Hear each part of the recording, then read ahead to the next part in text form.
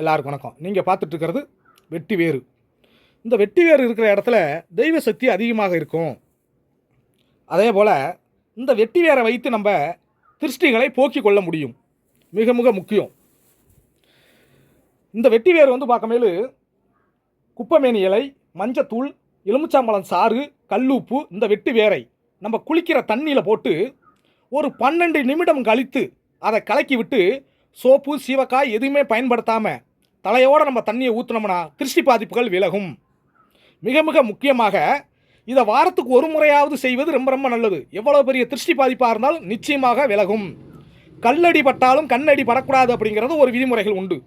நிச்சயமாக உங்களுக்கு திருஷ்டி பாதிப்புகள் விலகும் இதை பயன்படுத்தினால். மிக மிக முக்கியமாக அந்த வெட்டி வேறு இருக்கிற இடத்துல தெய்வ சக்திகள் மிக மிக முக்கியமாக வராத தெய்வங்கள் கூட வர வைக்கும். தெய்வ சக்தி தெய்வ பலம் குறைஞ்சவங்களுக்கு இந்த வெட்டி வேரை பயன்படுத்தினால் தெய்வத்தினுடைய அருள் பரிபூர்ணமாக கிடைத்து விடும். நன்றி, வணக்கம். அடுத்த வீடியோவில் சந்திப்போம்.